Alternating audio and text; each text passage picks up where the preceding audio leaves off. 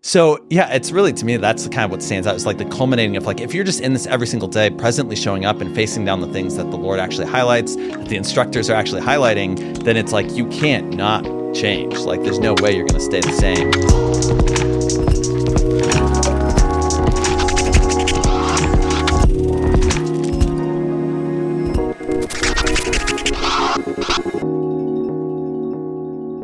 Hi, and welcome to the Storia Podcast, where storytellers disrupt. I'm David Noronha. And I'm Fabiano Altamura. And before we hop into a very special episode of Storia, please remember to like, follow, download, and give us that 5-star review. What are we up to today, man? Dude, so we're in our series of interviewing our amazing students. Very special episodes of Storia. Very special episode of Storia. We have Nathaniel Magnusson, also known as Danny, and Tino Hofer from Switzerland, and they are in our junior year of our BA which is our second year in our course of acting at BCA, right? Because we've got filmmaking, screenwriting, music theater, dance, jazz hands, and drama.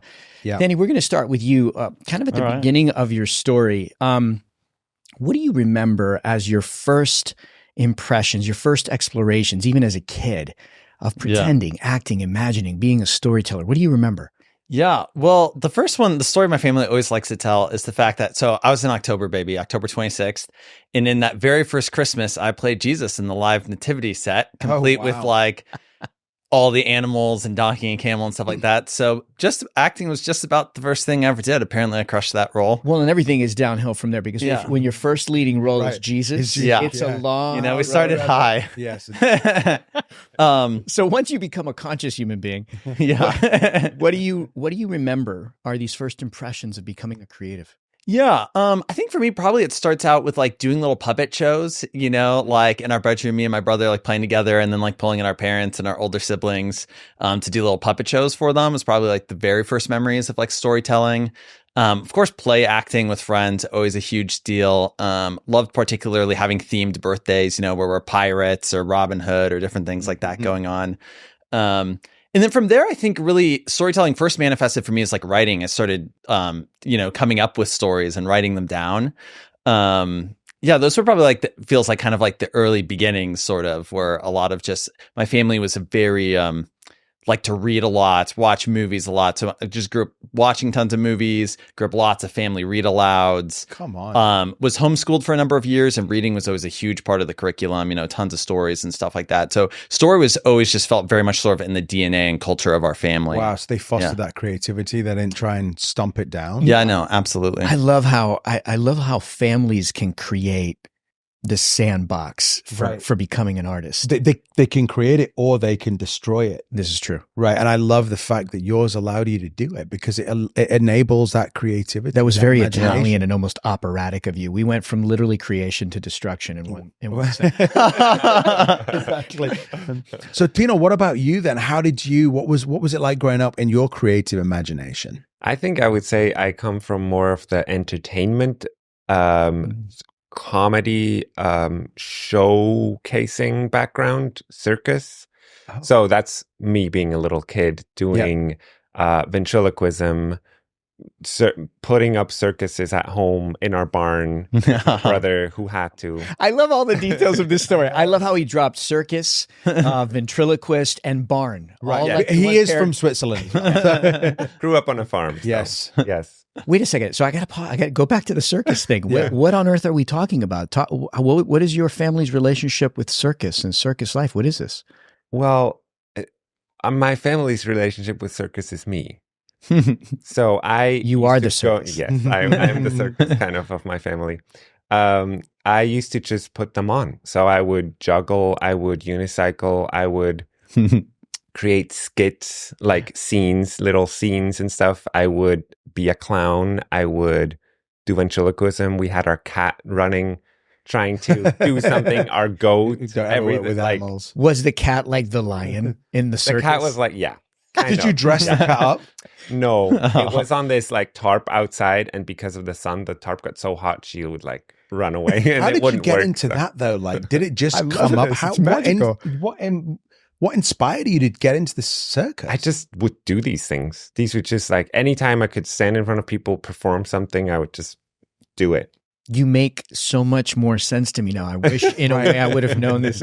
No, because if you know Tino for a second, you're like a comedic choreographer. Like, I've seen you take pieces and just shape them for and without words, the way that you would in a circus or with pantomime. It's an old school way of storytelling, which is so lovely. He would be a good bottom, actually. Oh, fantastic! Oh, wouldn't he? You're already thinking. You're already. I'm just thinking. It just came to me, and I'm like, yeah, that's his role. This is foreshadowing for next year's season. Oh no, at BCA. Me right now. I'm casting right in the middle of the podcast. Once a director, always a director. So, you shared with us sort of the genesis story of your childhood. Tino, let's stay with you for a second. So, you're creating these circuses and whatnot. How does this evolve for you over middle school, high school? What does that become? Did you stay always that creative? In some parts of my life. So I also like to draw. I like to animate. I like to craft things. I like to do that type of stuff. That continued because I also went into studying animation. The whole performing thing kind of stopped. What stopped it? I think it was like around the end of our what do you call it? The school where that you have to do, and then BSSM. No, like the he's talking about in Switzerland. Trying to like translate 9th grade. Where I was bullied for doing Charlie Chaplin in recess, which you would be brilliant. Which I know was technically very fun, but that turned out not to be so much fun.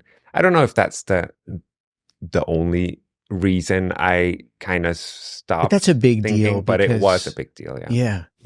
Yeah. And it's not uncommon, I think, right, for creatives to go through moments of pain that can sometimes cause us to hold it back. We're going to cliffhang on that for a moment. Danny, how does it evolve for you going into middle school, high school? Yeah, middle school, high school is probably really where I started like acting in plays. And when I was like thinking back to it, I was like one of those kids that always just was like come up with an idea and be like, I want to try that. And my parents would be like, sure, why not? Like I did ballet, I played saxophone. Come on. And started doing plays. But I think really the reason I started doing plays was just the fact that every one of my siblings had done it before me. And so I'm the youngest of 4. And by the time I got to middle school, it was like, oh, this is what you just do. You go get in the family business. Yeah, it's the family business. I got to ask, did you play the saxophone while dancing ballet? Yes, very regularly. Totally. I don't know that we ever exactly brought those two together, but it would have been fun. Missed opportunity, Danny. Missed opportunity. I love that your family, again, I hear about this. As you said, there's so much created in family, and it felt like your family create a safe space for you to actually pursue your gifts. It's kind of really not that common nowadays. But I think not through every student, and everybody has their own journey of getting here. The prerequisite is not that you have a family that has to be creative, but I do love in those unique situations that to an extent, everybody's unique, but it brings less of a blockage in some ways because you go, oh, that's how I was brought up. Oh, this is just isn't this nature. what happens to you? It's second nature. Well, in both of their stories, I think what strikes me is how second nature and how a part of both of your designs it was to just play, to just create. Coming back to you, Tino, like what is the next moment after that painful Charlie Chaplin moment? And the thing was the bullying attached to the creativity. Did you get bullied because of Charlie Chaplin? Yeah, I mean, as far as I see it now, looking back, I think they were. I drew all the attention of the playground on me, which is a dangerous thing on the playground to become the center of attention. Yeah, especially if somebody else wanted that attention. Exactly. That's a scarce attracted that. You say attracted that bullying because the person was insecure. They saw you were in the limelight. But then, what did that do to you? That bullying. I can't say like this happened afterwards, but I just noticed I would allow myself to do less of that spontaneous, oh, this is me. Here I am. I'm going to show up in front of people and just be me in my quirkiness, in my playfulness, in my whatever. And only in the last few years, I've gone back to that and started to own that more and started to love it more. Good. I just want to say, like, look, if you've been bullied, that does not disqualify your calling from the Lord.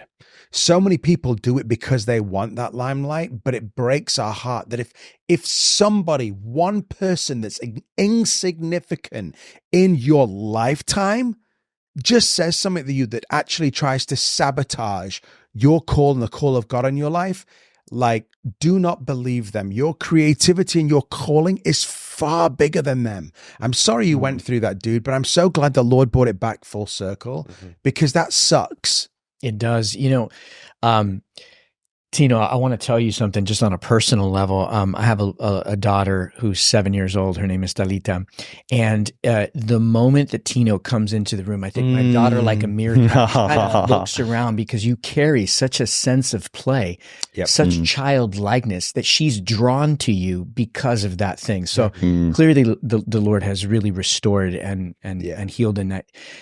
Thani, you have a very unique journey and path, though, because you're a creative, but you have this beautiful, beautiful mind. Talk to us a little bit about educationally the things that you've explored in your life and this journey you've been on. Yeah, I mean, I think that really goes back to family and the fact that my parents were always just like very vibrant, like life of the mind and culture. They just grew up around the dinner table. People are talking about art. People are talking about politics. People are talking about literature. And that was just like the norm. And I grew up in that, being, again, the youngest of four, with a 10-year gap between me and my oldest sibling. So those conversations were like in full, I was just like birthed into those conversations kind of in full swing. Being drawn up into these high level conversations. Yeah. So that was kind of like my reality. Like growing up was like, this is what we do around here, is like ideas and exploration. And anytime we travel anywhere, my parents would just pack in every single minute. So they love to travel. So every single minute anywhere would be like museums and tours and exhibits and like, getting to all the sites. So this was very much, and then like I said, I was homeschooled for a good number of years, and that really like spilled over into the homeschooling, was both my parents, being very involved, hands-on. Sounds like learning has just always been a joy. Yeah. Well, I mean, I think that's part of my journey, was the fact that like, also initially there are the hard things about like being born into that, when you're like a kid who also at the time, I think, didn't initiate. I wasn't like a 5-year-old walking around talking about Play-Doh or something like that. Yeah. And so there were also hard things about being the youngest of four in that kind of environment, where it's like, oh, I am mostly interested in playing with my action figures, but like a lot of intellectual conversations, what's swirling around all the time. Just to be clear, this 5-year-old was wanting to talk about Play-Doh, the clay, but maybe not Plato, the philosopher. Yeah, exactly. And I mean, I did start school really early. So I was like a couple of years ahead through most of my education. So like I started kindergarten when I was like 3. Wow. And I was to 7th grade by the time I was like 10, 11, like was when I was starting 7th grade. But that allowed for other cool opportunities. Like I took basically a whole gap year to go to school in an entirely different language. And then I got to college. It was, so I grew up in the Middle East and North Africa. And so this was in Jordan. I just spent a whole year just going to school in Arabic. Oh my gosh. Just basically like for funsies. So it wasn't for like the grades or the education. It was just to like, just for fun, meet friends and go with the language. So you can speak Arabic.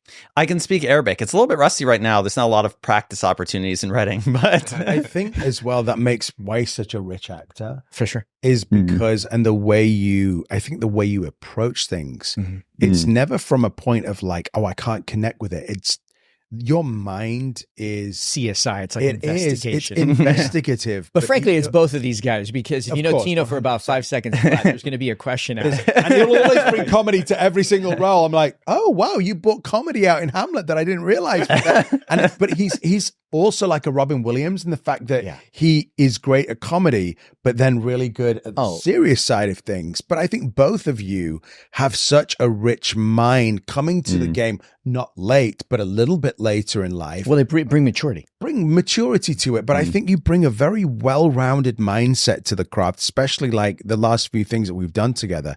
You've just been very free in your body, and you've really approached the character with so many questions, but clever questions. 100%. And I mean, I love having both of these guys in, because when they ask questions, it's like a teacher's dream to have people that actually care and actually want to know, versus the vacated look where you can just tell there's some. It's the hunger separates. 100%. 100%. You're both thinking men.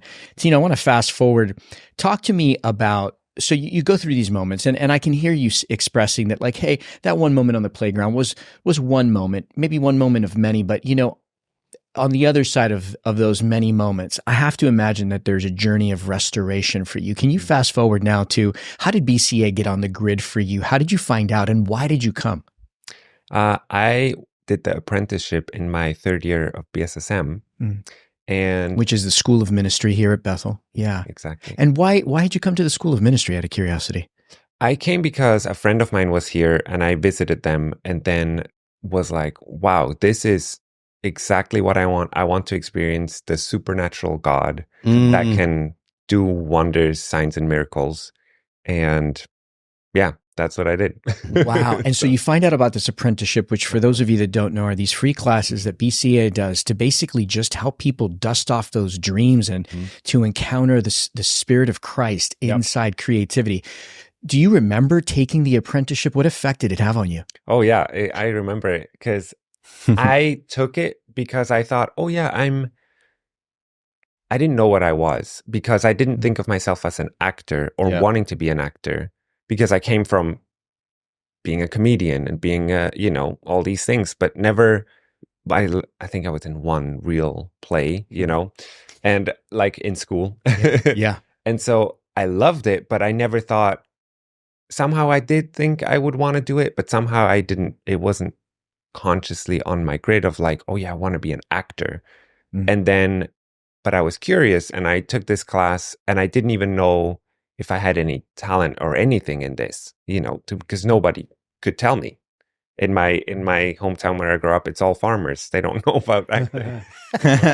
Farmers usually are the best movie critics. Yes. But I can see you in a field talking to a sheep going, what'd you think? What do you think? What'd you think of the cows? The cows were the audience. They were great audiences. They would just watch me. By the way, you must write that scene where we see you and you're performing Shakespeare and we're tight on you and then we cut wide. It's a bunch of cows. I say, what'd you think? And cut. So you do this apprenticeship and you start to explore what it means to be an actor. What did you discover was the meaning of that to you? Well, during the apprenticeship, it felt like this part of me was being used that otherwise is never used. And it was this new thing that I'm like, ooh, I just describe it as a part of me that was dormant, maybe. And it came alive in that thing, in that apprenticeship. And I thought, ooh, that's kind of scary, but very interesting, like very intriguing. And so I knew that I had to go back to Switzerland after third year. Yeah. So I knew that I couldn't directly go to BCA, but I was like, I think one day. Wow. And what was the gap? What was the journey to get there? The gap was like, I had to go back home doing community service, which is instead of the mandatory military service that we all have to do in Switzerland. Did a year of that, was a teacher for 2 years after that. And then noticed I was being overwhelmed with all the rules and we have no idea what you're talking about. Academia? Yeah. No idea.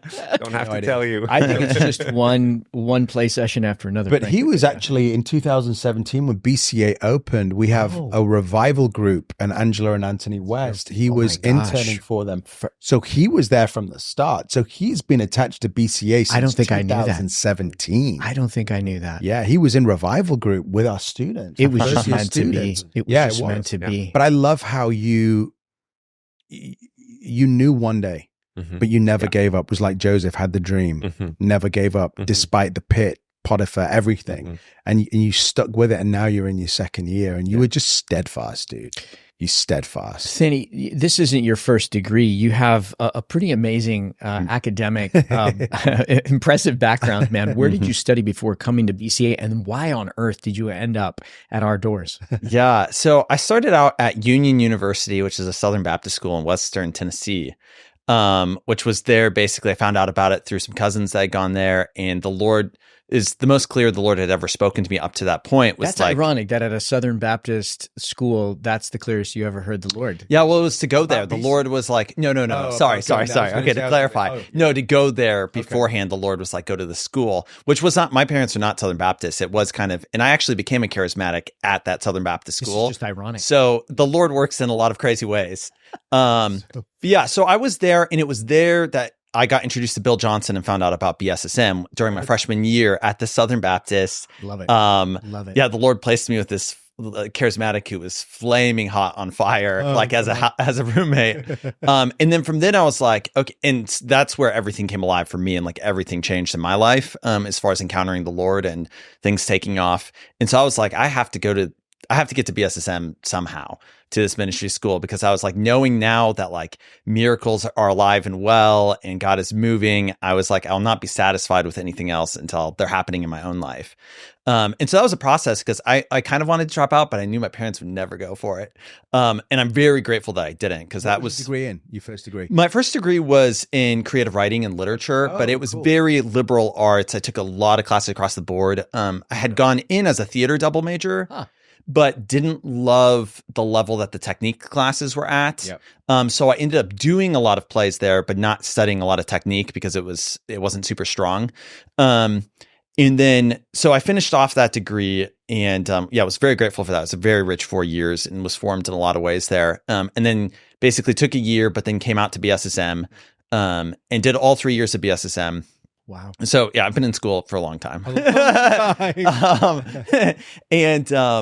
Yeah, pretty much I think everything but like 4 years of my life or something like that. Did you also study abroad?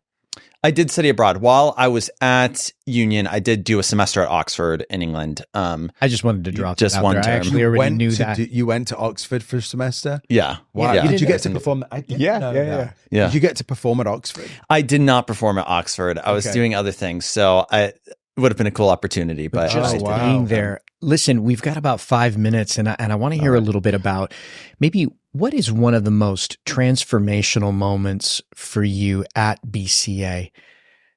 You know, our actors, our artists, being an actor is not easy. It's like creative surgery. It's incredibly profound work, deep work. The classes aren't just about memorizing lines. I mean, they take you deep within yourself, and you go deep with God as well. Tino, does one particular moment stand out to you that was deeply transformative for you as an artist? Yeah, I would say so. There is, I played Hamlet just recently, and Hamlet is very angry at times, and I am not. And I'm not a very angry person. Anger is not something that comes natural to me. I usually go to sadness immediately. And it was very interesting how in my personal life, I started to discover anger as a healthy anger form that gets things done, that is protecting me. And then as Hamlet, I discover anger in a less healthy form, maybe, or that feeling of that fire inside, you know? And it was just really fun how at BCA I learned that my body needs to, I would say, maybe be in a certain state too, not just me feeling it internally, but it needs to translate to my body. So I need to prep my body. I need to tell my body, this is anger now speaking, or this is whatever, you know, this makes you feel this way, and that needs to show in some certain way, because otherwise it's for nothing. The audience won't see it. And that plus what God was doing in my life personally felt so timely that it felt like I was, as Tino, discovering anger in my own life in a healthy way, where I can express emotions that so far couldn't be expressed because I would not go there. Right. And then also it allowed me to go to a place in my character as Hamlet where I wouldn't allow myself to go before. Right. And being in that like safe environment through like, you know, the teaching and everything, it was very, I'm very grateful to have having been able to explore it in my personal life and in a character at the same time, because it was really cool to have this connected. Yeah, that's deep. That's awesome. So Danny, so you go to the Southern Baptist, and then you go to BSM, do all 3 years. How do you hear about BCA? journey? So, I mean, I think I probably heard about BCA for some time that you came into BSSM and talked about it. It was somehow on the radar, just being in the atmosphere and being in Reading. And it was always that thing of like, oh, that sounds like they're having a lot of fun over there. Don't look too closely at that. Because I was kind of at the point where I was like, basically acting's more or less out of my life at this point. I hadn't been on the stage in years, and I was like, that's probably done for me. And my sense of like where the Lord was calling me just felt like it didn't align. But then I graduated, finished BSSM, got married, was in Reading for another year, looking to move overseas. And I was like, BCA was not on my radar at all.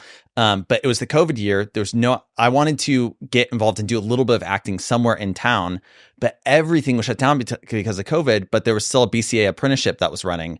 And I was like, well, and I had the sense already. I knew, I was like, oh, I know that there's still a lot of wounding around acting for me. And I knew the Holy Spirit was like drawing me like a magnet to that. And I was like, oh, we're going to deal with some stuff here. And so so I stepped in also, did the BCA apprenticeship, and it was somewhere around the end of that where it just started, I don't know, like sort of like a slowly, like a light turning on, like this growing awareness of like, oh, I think there's something more here.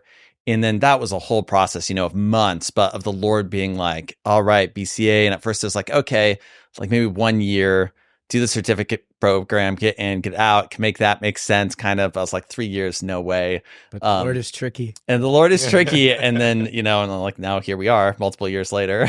I remember having that conversation with you. I said, no, it's not the certificate. You need to do the Yeah.